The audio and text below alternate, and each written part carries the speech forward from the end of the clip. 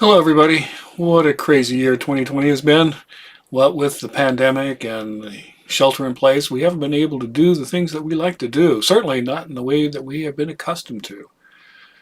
But let us end this year on a positive note by looking back at what we actually have accomplished and looking forward to what we can possibly accomplish in the year 2021.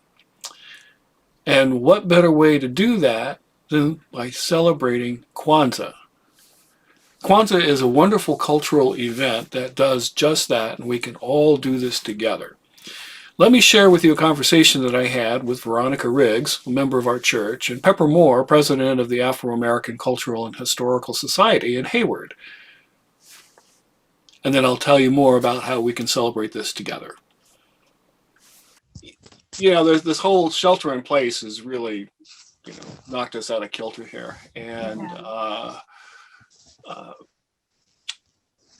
our Christmas is going to be entirely different, right? And, almost canceled, so to speak. The religious part we'll be doing, but the home part, exchanging gifts, most of that is, we're going to put that off to another date.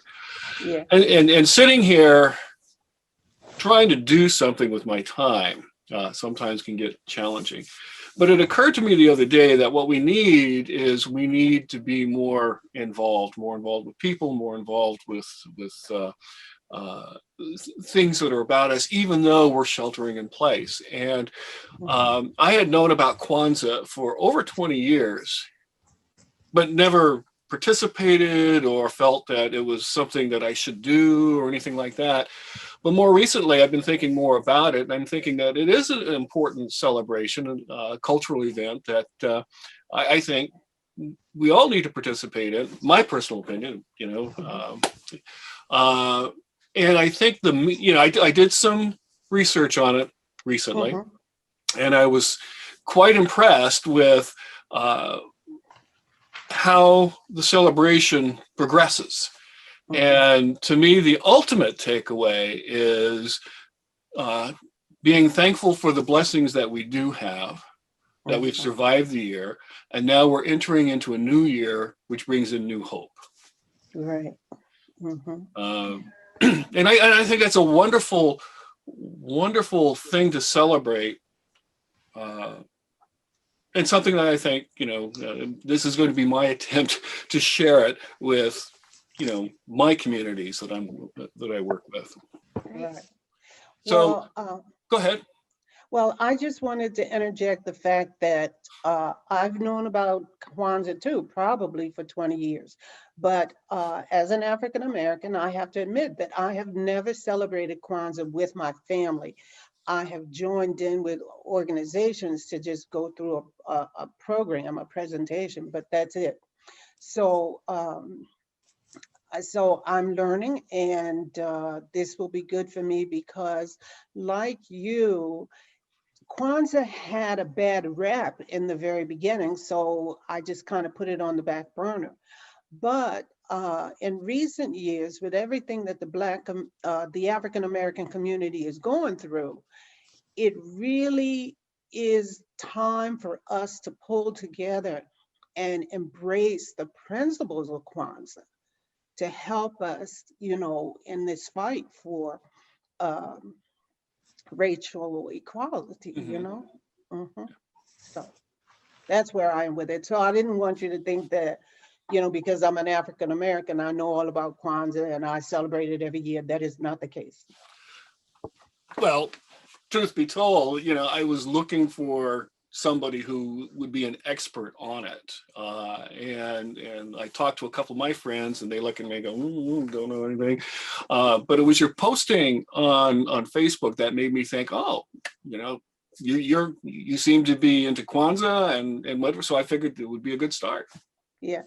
Yeah, that posting on Facebook was only because with Pepper this year, I have done some work on learning about the celebration.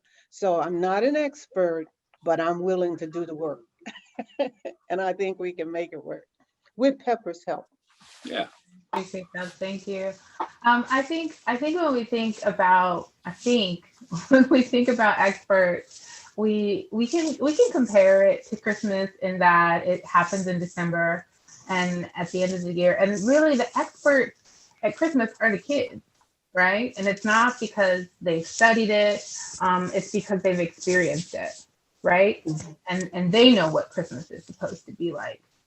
So I think that when we think about Kwanzaa, we can kind of consider ourselves experts in training, right? The more we do it, the better we'll get at it. The nuances we'll discover for ourselves. And when I think about like never thinking much of it, I was the same way. It was introduced to me as something that was just made up. But in putting this information together, all of the holidays are made up. This is a harvest festival. All of the holidays are harvest festivals. And so it is a cultural event. It is a progressive holiday. Some of them do take place over a number of days. There was just an Indian festival. I could look at my phone and see what it was called, but it was just a few weeks ago, and it happens over a few days. It's a Friday, Saturday, Sunday, I believe. And ours is 7 days. And it's really bringing back our culture. When I think about how the first thing that comes to mind is that all life started in Africa. And I really feel like that's important to ground ourselves in, because it makes me think about Babel and how we're all separated, but we all came from the same space, right? And if we think about everything coming from Africa, then maybe that's Babel. And maybe these are ways to reintegrate ourselves with each other. And even though we are speaking different languages and celebrating different harvest festivals, we're still doing the things that people do. We celebrate harvest. We celebrate the new year. We celebrate a new hope, right? Right. So yes, in embracing the principles, it's bringing back to African people from the African diaspora. It's bringing us back together. We were indeed separated throughout the world when slavery happened.